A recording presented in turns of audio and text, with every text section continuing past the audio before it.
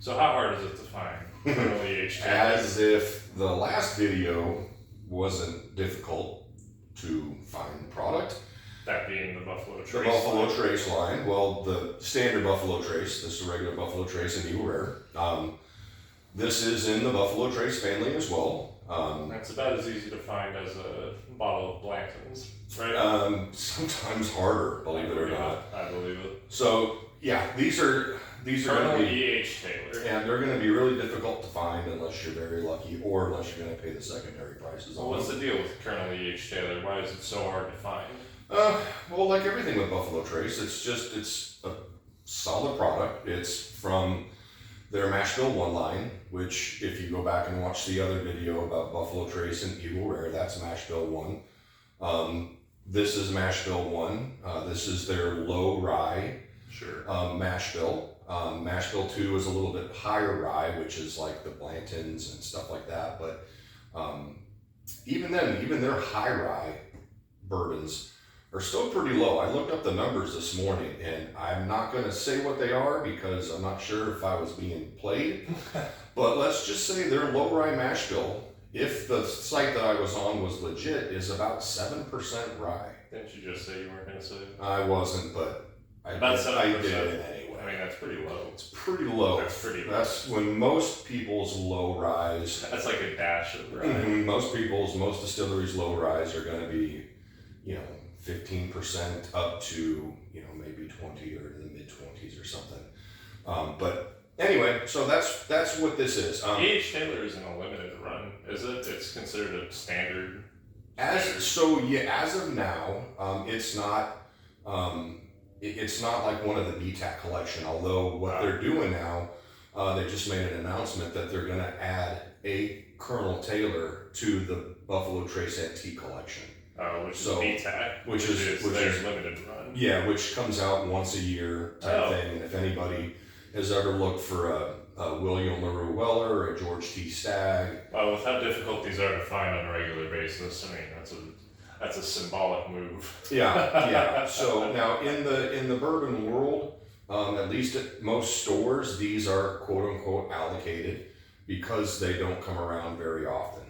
At the store I worked at, maybe once every few months we might get a case of like the Taylor small batch. But yeah, it's just really hard to come by. So in their standard line, these are just the bourbons because this is all that we own. So you've got your small batch bourbon, which is this guy here. This is a bottled and bond product, so it's going to be a minimum of 4 years and bottled at 100 proof. It comes in a tube, that's how you know it's expensive. Comes in a fancy tube, and then they do have single barrels, which is a bottled and bond as well. So once again, minimum of 4 years. But these will have some flavor drift because they are technically single barrels. And then the barrel proof, the uncut, unfiltered, is very, very difficult to get your hands on because it just is. How did you get your hands on that? I forget. It's a long story, but let's just say it's about making relationships with store owners. Oh, it was there. Yeah, that makes sense. So it was one of those. Really? He slid you one of those? It was one of those where I was able to purchase it.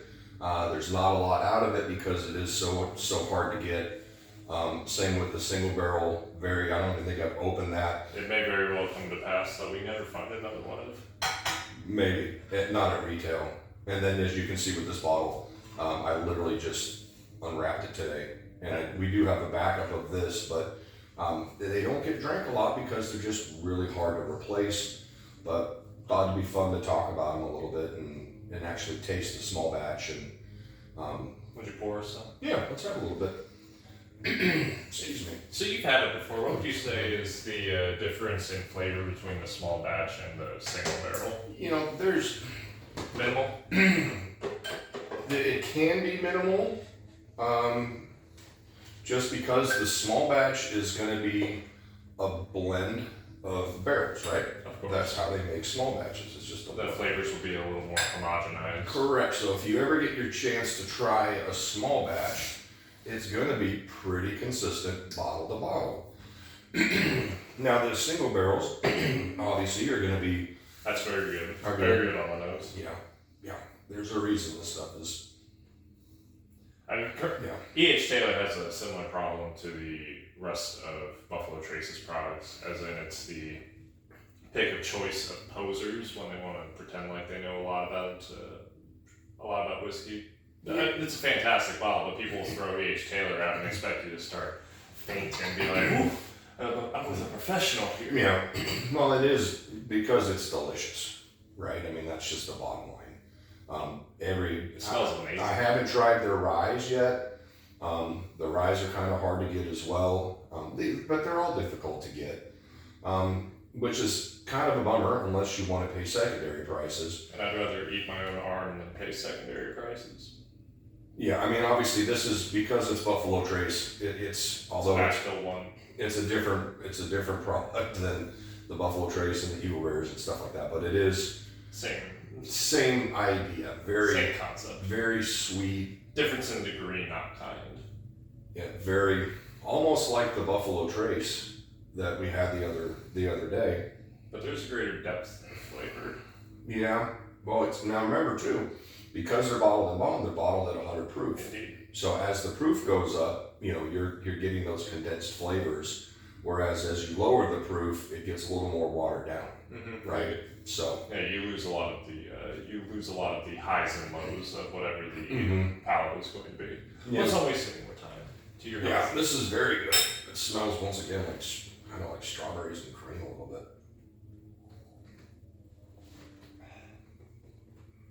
Yeah, it reminds me of strawberry shortcake if you ever had it. Yeah, first drink of the day. Ooh, it's sweet. Sweet. You can get a little bit of that hug, that 100 proof. It is bottled, as she said. Are you gonna make it? I don't know, maybe not. Can you pull it together? I'm trying to die here, guy. Can you lock it in for 5 minutes? But yeah, you can see once again why this is so darn. It's just I good. like it because it's delicious. It's what everybody likes it. If you see one sitting on a shelf, obviously you kind of won the lotto that day. So and if you see it on the shelf and you have the financial means to do so, you should purchase it because you're probably not going to have the opportunity to do so in this lifetime. it's just they're hard. So even working at a store, this bottle I had from not working at the store. I was able to purchase a backup because I just happened to be working there, sort of right place, right time. Have you drank one full bottle of this? I feel like you had another. In my whole bourbon drinking life, yes. Okay. Yes, so back in Vegas, I remember that. years, I mean, we're talking probably 10 years ago, there was one sitting on the shelf at a local store, and I bought it. That wasn't the gas station, was it? No, but it was, I forget what the store was called, but it doesn't matter. But it was just sitting on the shelf. I had never had it. They probably had some silly name like Liquor Paradise. Maybe. But it was, I just bought it and thought it was good. And then once I kind of got into bourbon a little bit more and realized, like, oh, this is really good. And you probably looked at the bottle and you saw half of it was drank and you're like, yeah, that's pretty much what happens. Pretty much what happens. And then I was lucky enough to find a backup bottle. And then I said, but that's, I mean, in my 10 years of being in whiskey, I might have only bought 4 bottles, just because that's how hard it is to find, And then the single barrels are even harder to find, and then the barrel proof stuff is even worse. And here's the fun fact: if you go on some of the like the mail or the internet sites, right, like Sealbox and companies like that, they'll have a bajillion different versions of like EH Taylor. different batch Just numbers. different offerings, like Buffalo Trace had a tornado go through one of the rick houses that held EH Taylor, right? Yeah. And so this is that promotional line. So the stuff that got salvaged on the bottle, on the tin as well, it says tornado batch or whatever. So the people that are into collecting stuff, obviously, they're looking for all those. I just don't want to spend, $2,000-3,000 on a bottle of whiskey just because it lived through a tornado. Not only would you clean out the company coffers, but you'd catch mad grief. Yeah, I don't think anything's worth I'd contact that piece of work accountant that you hired, and then Yeah. he'd say, so the thing about the money, boss, we have no money. Is we don't have any. In fact, we're $2,000 in debt. Yeah. But I mean, obviously, for most people, if you're lucky enough, if you're at a good restaurant or a good bar, and you really want to try it, this shouldn't be a super expensive type of a pour because If they're charging north of what? I mean, if you've never had it before, it's probably because the bottle itself is only going to be if you find it at retail, which is difficult. We've talked about many times. But if you can find it at retail, it's I think a $45-50 bottle. That's really reasonable. If it was more easily available, that could be a daily. Yeah, and I'm sure 15, 20 years ago for some people it was. But now because of the popularity of the entire Buffalo Trace line, or the distillery, all their stuff with even some of the Benchmark, depending where you're living. That's true. Some of even here in town, in Georgetown, there's one store that has Benchmark literally locked in the case. Whereas in Arizona, there was a period of 3 months where the what's it called? The small batch, the bonded, and the foolproof offerings from Benchmark were all $11. Yeah, it just depends where in the country you're And at. I drank nothing but Of Benchmark course. for 3 months. For like like we've talked about before, it starts at $15, $16, It's really quite reasonable. and the most expensive is $25. Like, can't really beat that, but it depends where you're at. I do wish that E.H. Taylor was more readily available because this is I do delicious. too. It's delicious, and the beauty of it, being mash bill 1, being at 100 proof, is it's a great step up from the standard Buffalo Trace being at 90 proof. So Because Buffalo Trace doesn't have a upscale offering. It's just Buffalo Trace at 90 proof. Like, Yeah. your next jump is either this or the Eagle Rare. well, and two, and we kind of touched on it a little bit before with like the Woodford line. Yes. Like, I love Woodford, But but there's nowhere to go. there's kind of nowhere to go. The beauty with Buffalo Trace is if you can find stuff, there's tons of different places you can go and try the low rye mash bill and the high rye mash bill, try them at different proofs, try them at different ages, things like that. And you really can see what they're doing. But yeah, E.H. Taylor, obviously everybody's not going to be able to find it. But if you do, Yeah, getting back to what you were asking me about if you saw it at a bar, if you've never had it and you just really want to try it, if it's a decent bar, it really shouldn't be more than about $20-25 for a pour. sure. And because I've paid more I know you for have. certain pours, but if you've never had it and you really want to try it, I would think most restaurants would be,